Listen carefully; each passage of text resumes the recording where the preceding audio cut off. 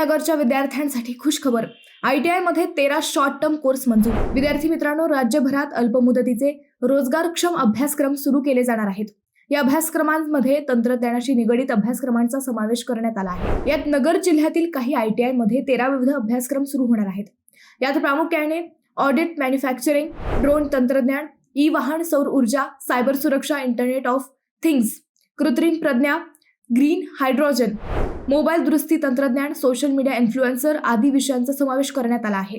राज्यातील 419 शासकीय औद्योगिक प्रशासन संस्था आणि 141 शासकीय तंत्रज्ञान विद्यालयांमध्ये एकूण 2506 तुकड्या सुरू करण्यात आल्या आहेत. या माध्यमातून चालू वर्षात 75,000 प्रशिक्षणार्थ्यांना रोजगारक्षम कौशल्य प्रशिक्षण दिले जाणार आहे.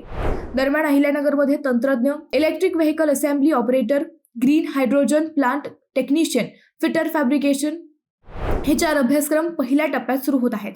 यातून अत्याधुनिक यंत्रसामग्रीवर काम करण्याची संधी मिळणार आहे. प्रशिक्षण पूर्ण केल्यानंतर महाराष्ट्र राज्य कौशल व्यवसाय शिक्षण व प्रशिक्षण मंडळाकडून अधिकृत प्रमाणपत्रही दिले जाणार असून विविध नामांकित वित्तीय संस्थांकडून स्वयंरोजगारासाठी मार्गदर्शनही मिळणार आहे. अगदी 64 तासांपासून 600 तासांपर्यंतचे हे अभ्यासक्रम असल्याची माहिती शासकीय ITIच्या प्राचार्यांनी दिली आहे.